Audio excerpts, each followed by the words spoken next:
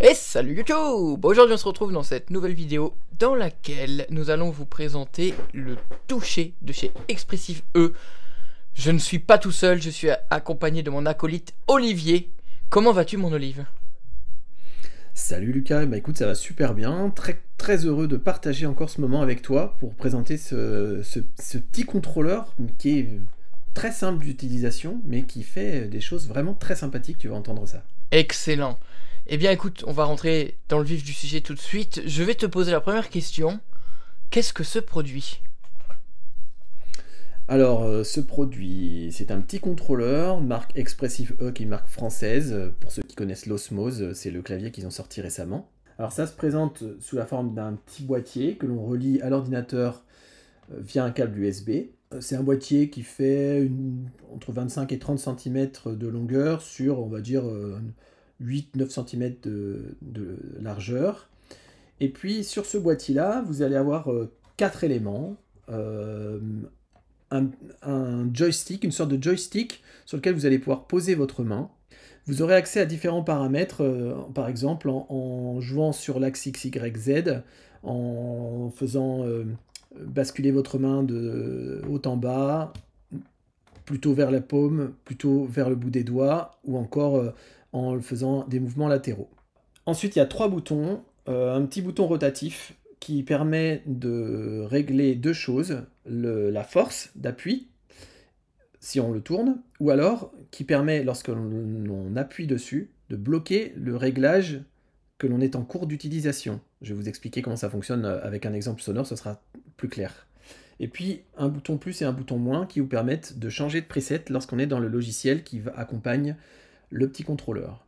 Lorsque vous recevez votre appareil, vous commencez par télécharger le logiciel lié. Vous ouvrez le logiciel lié, il va aller scanner tous vos plugins dans votre machine. Vous n'avez rien à faire, ça se fait automatiquement. Puis ensuite, vous allez brancher votre petit toucher.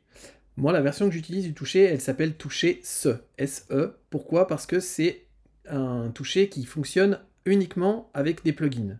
Si vous voulez utiliser le toucher qui s'appelle toucher tout court, et bien là, vous allez pouvoir vous en servir avec des appareils hardware, du synthé, des choses comme ça. En standalone aussi? Donc, c'est autonome comme machine ou non? Oui, ça marche en standalone. Ok. Le toucher SE, il est vraiment utilisable avec l'ordinateur. Ok. Eh bien, je vous propose tout de suite d'écouter une petite démonstration. Donc, une fois que le logiciel lié a chargé tous les plugins, vous fermez le logiciel, ou vous pouvez vous amuser à l'intérieur d'ailleurs, pourquoi pas. Mais sinon, autrement, vous ouvrez votre station audio numérique et vous chargez sur votre tranche de console le logiciel lié. Donc moi, c'est ce que j'ai fait. J'ai donc un son. Alors, j'ai le son. Vous voyez, là, j'appuie sur ma note. On n'entend presque rien, vous avez vu. Hein. C'est vraiment... Et puis après, je vais faire le mouvement qui est d'appui sur le bout des doigts. Là, c'est la paume. Et le pitch, il est géré par le mouvement latéral. Je vais venir appuyer sur le petit bouton plus. Hop, on va changer de preset. On peut, tiens, utiliser le petit Keystep 37 qu'on vous a déjà présenté dans une autre vidéo pour lancer une petite séquence.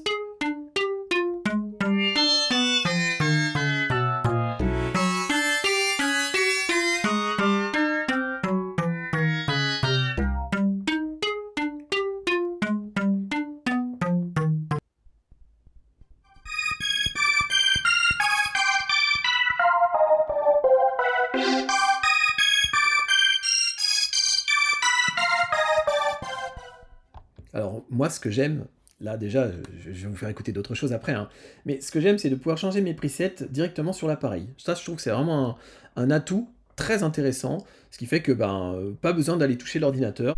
J'ai une petite question à te poser Olive, juste pour préciser, on est d'accord qu'il n'y a pas de touche piano ou de pad à proprement parler sur le contrôleur? Non, pas du tout. C'est un ovale d'environ 12 cm, je dirais, de longueur, et 4 cm, 4-5 cm de large. Et vous venez poser votre main dessus à plat, en fait. Et c'est pour ça que c'est pas non plus un joystick, puisque vous avez une planche sur laquelle vous venez poser votre main, planche que vous pouvez, enfin petite planchette que vous pouvez démonter d'ailleurs et venir remplacer par une petite planchette en bois. Moi je me suis fait plaisir, je me suis pris une petite planchette en bois, ça le customise un peu et puis au toucher c'est très agréable. Ça s'appelle toucher hein, d'ailleurs, hein, c'est pas pour rien. Hein. Donc non, il y a vraiment que ce petit joystick et c'est tout en fait. Il n'y a pas d'autres touches de fonction, hormis celles que j'ai décrites tout à l'heure, les 3 petites touches supplémentaires. Donc le concept de l'utiliser justement avec le keystep, hop, tu fais ta petite séquence, tu joues, et après derrière, tu viens moduler, tu viens toucher le son, hein, comme son l'indique finalement. C'est ça. C'est comme ça que ça fonctionne. C'est tout à fait ça, Lucas. Donc on va enregistrer une petite séquence avec un son un petit peu oriental, là.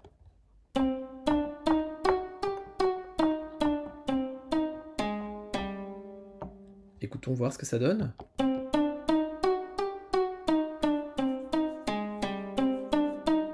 Et là, regardez.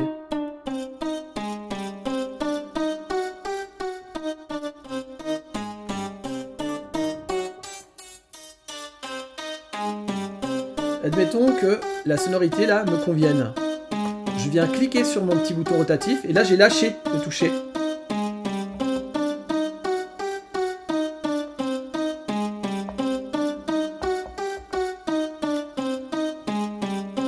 Et lorsque je veux réactiver mon son tel qu'il était avant, je rappuie sur le bouton. Et voilà. Alors là, il n'y a pas de question à se poser par rapport à l'accessibilité, puisque de toute façon, il n'y a pas d'écran et qu'il n'y a que 3 boutons. Donc, Petite question, Olive. Cependant, on a compris que ce n'est pas un clavier finalement, mais est-il livré avec des sons? Alors, le logiciel lié dont je parlais tout à l'heure amène un certain nombre de presets. La société Expressive E propose d'autres synthés qui fonctionnent à l'intérieur de lié et qui permettent là aussi de jouer avec le toucher. Donc déjà, il y a toute cette banque de sons qui accompagne, on va dire, l'instrument prêt à l'emploi. Vous pouvez racheter des extensions de sons pour rajouter des presets afin d'étendre, on va dire, les possibilités de l'appareil. Alors, il fonctionne, je vais vous le montrer tout à l'heure, avec d'autres plugins qui ne sont pas de la marque Expressive E. Hein. Mais pour l'instant, ce que je peux vous proposer, c'est d'écouter encore quelques sonorités, par exemple. Alors, je ne les ai pas forcément sélectionnées, hein, je vous mets les presets. Alors, justement, tiens, je peux peut-être faire une petite parenthèse par rapport à ça. Je ne les ai pas sélectionnés. Là, je vous les fais entendre dans l'ordre alphabétique du logiciel. Donc, c'est pas forcément très pratique, mais moi, ce que j'ai fait, et vous pouvez toujours demander à Lucas qu'il vous les transmette, je vous les partagerai volontiers, c'est que j'ai fait des tranches de console pour Logic Pro, pour tous les presets, pour tous les synthés, et pour toutes les presets du logiciel lié. Donc pour le coup, si vous êtes plutôt intéressé par un son, je ne sais pas moi, de marimba ou j'en sais rien, et que vous connaissez votre banque de sons, eh ben vous pouvez aller directement charger le preset de marimba qui vous intéresse. Alors là, moi je vous les montre, comme je vous disais tout à l'heure, les uns à la suite des autres.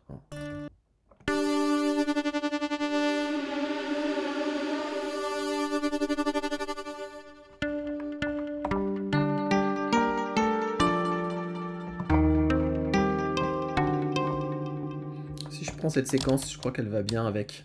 Voyons voir.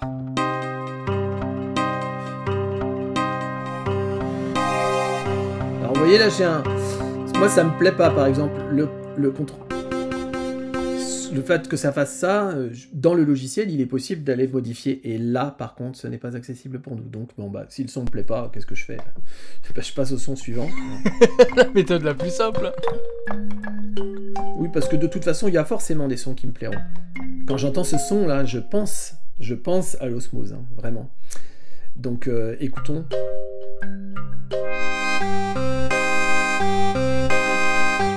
Vous avez vu d'où je pars et où j'arrive.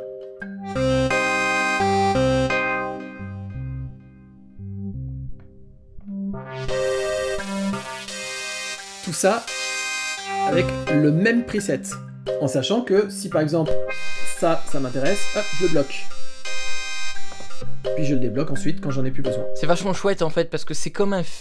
Alors moi je compare ça parce que j'ai pu connaître ça par le passé, des tables de mixage vont avoir des filtres et on va venir jouer avec ces filtres. En fait là c'est comme ça, il y a plein de filtres entre tes mains. Ah ouais, c'est exactement ça. Et alors le plus marrant c'est quand tu commences à créer des track stacks avec plusieurs sons et il agit sur tous les sons en même temps. Des fois, c'est fabuleux, ça déclenche des arpèges. J'essaierai de vous en mettre une tout à l'heure. J'ai fait des track stacks, notamment avec Pigment de Arturia, et c'est fabuleux, ça part dans tous les sens. Alors, il faut une machine qui tient la route, hein, mais je vous ferai entendre ça tout à l'heure. Je m'interroge sur quelque chose, Olive. Est-ce que tu peux nous, rapidement, parce que je suppose que tu vas en faire la démonstration, nous expliquer quelle est la différence si maintenant tu l'utilises avec les sons qui viennent donc du constructeur, ou si maintenant je te dis que tu vas prendre un son de Logic? Ah bah, sur le son de Logic, il va falloir que je fasse du MIDI learn. C'est ce que je voulais savoir, dans le sens où il est quand même, on va dire, full prévu et full compatible avec son propre logiciel. Jusque là c'est normal. Il est utilisable avec des logiciels tiers, enfin des instruments tiers, mais il faudra faire un peu de MIDI learn. Ouais, c'est ça, notamment pour tout ce qui est Logic, mais même tout ce qui est Native Instruments, c'est pas mappé, c'est dommage d'ailleurs, c'est pas mappé, moi j'aurais bien vu un Massive X par exemple mappé automatiquement, et c'est là où je trouve quand même que Arturia gère, parce que tous les plugins d'Arturia sont compatibles avec le toucher de manière spontanée, j'ai envie de dire. Et on va tout de suite faire l'expérience si vous voulez, on va aller se servir de, comment dire, de Pigment. Comme c'est quelque chose qu'on ne connaît pas et qui est différent de tous les contrôleurs qu'on peut voir sur le marché, hein, t'es d'accord avec moi? On voit pas ça souvent quand même, hein. Ah bah c'est un petit peu un ovni, hein. C'est vraiment quelque chose d'assez unique. Et moi j'aime beaucoup parce que justement il propose des choses que je peux pas faire avec mes autres machines. Donc Ouais, c'est ça, c'est ça. Et ça ouvre le champ des possibles dans la... Bah, si je peux me permettre, dans le toucher du son. oui, exactement, c'est ça, tout à fait. On va lancer une petite séquence là avec le Pigment.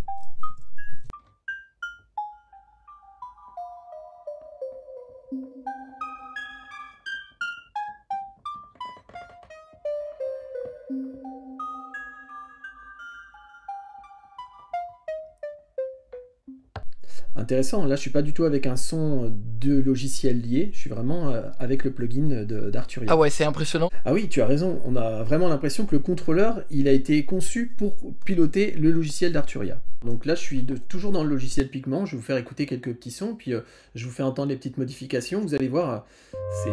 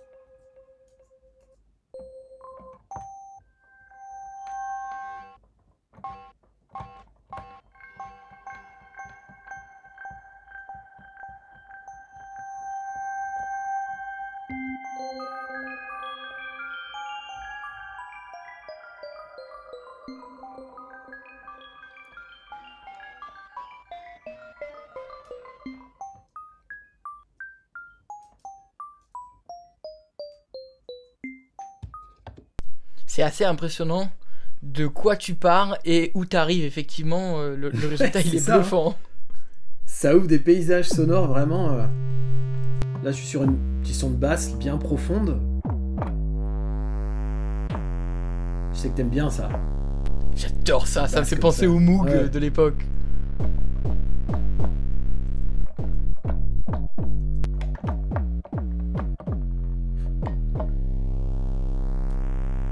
Tiens, quand il est comme ça, hop, je le verrouille.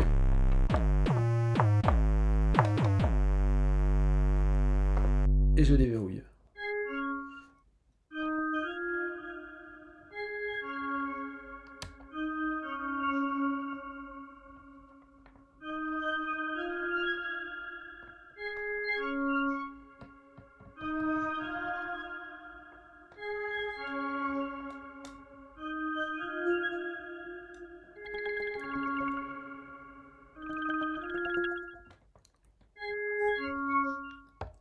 bon, ça vous donne un petit panel du fonctionnement de l'instrument, enfin plutôt du contrôleur avec l'instrument Pigment.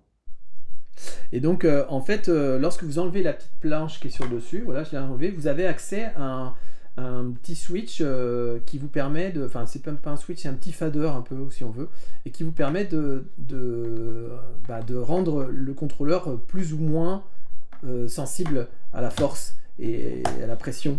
Donc moi je trouve que justement quand il est bien fort au niveau de la pression, et bien là ça permet d'y aller vraiment en douceur. Mais quand ce sont les sons des synthés de Expressive E, pour le coup, on sent vraiment qu'il y a une vraie étude du design du son en fait. Regardez là. Là je suis dans un synthé qui s'appelle Imagine. Alors là j'ai des tranches de console, hop, ça me permet de passer d'un son à l'autre. Regardez ça, c'est beau. Faire du sound design, c'est vraiment l'idéal quoi. Et en fait, ce que je fais là avec ma main, c'est que je fais un mouvement rotatif, c'est-à-dire je commence par enfoncer mes doigts, puis ensuite je vais vers la gauche, là j'enfonce la paume, je vais vers la droite, et je ramène mon contrôleur au centre. Alors, c'est vrai que là je joue en une main sur le clavier et l'autre sur le contrôleur, mais toujours avec l'utilisation des séquences.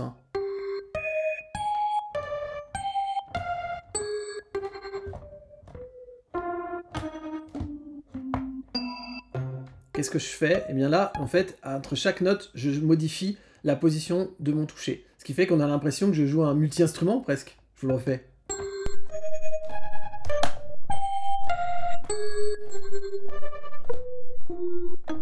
Alors qu'en fait, c'est toujours le même son. Alors là, je vais montrer un autre usage. Cette fois-ci, je vais plus poser ma main sur le contrôleur, mais je vais venir le taper. On va m'en servir comme si c'était un instrument de percussion. Alors comment je fais? En fait, j'ai enfoncé ma note. Donc vous voyez, j'ai pas de son quand je l'enfonce. Vous entendez mon doigt qui s'enfonce. Donc j'enfonce la note, et puis ensuite, je viens... Alors, là, je le tape en allant vers la droite. Vous voyez, vous avez ces deux notes là qui interviennent. Donc ben, le balancement du contrôleur, une fois que je l'ai tapé, fait que ça crée cette petite oscillation. Comment dire ouais, voilà, c'est ça. Je vais essayer avec un autre son. Ça doit pas être évident à prendre en main, mais alors quand tu le maîtrises ça, tu dois te régaler. Donc là, j'alterne le doigt, la main en bas du contrôleur, si on veut, enfin vers moi, et plus éloigné.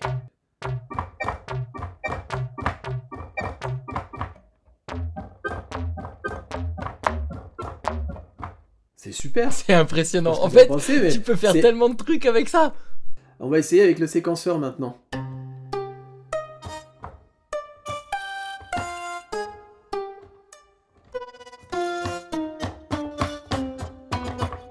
Et là, ce que je fais, c'est que j'utilise mes deux mains.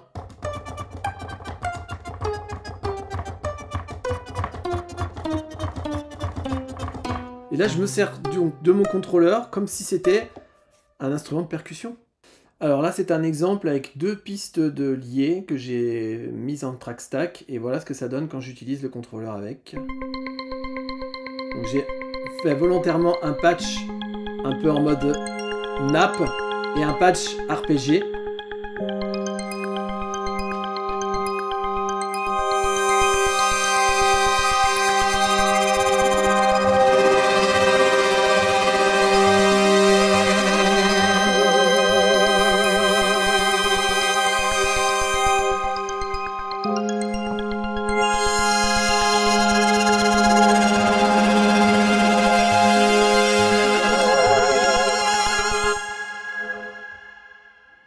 Je sais pas ce que t'en penses. Oh, c'est dingue, c'est dingue. Et puis, je sais pas, l'expressivité que ça a, ce truc-là, c'est fabuleux.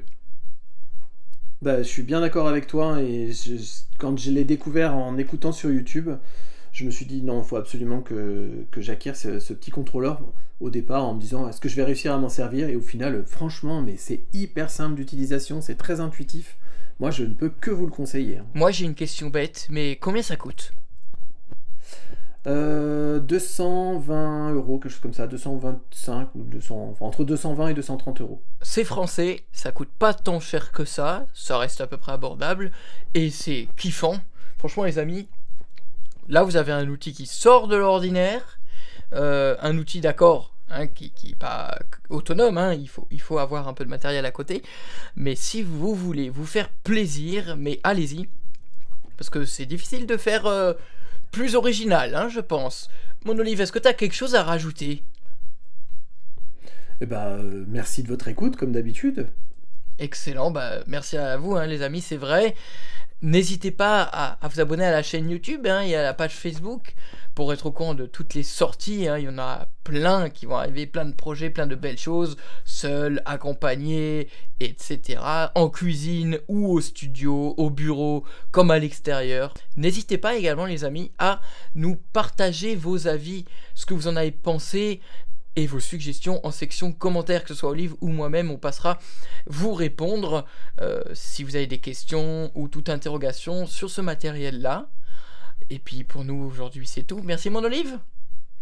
Eh ben de rien, avec plaisir, et à bientôt. À la prochaine. Salut, bye bye.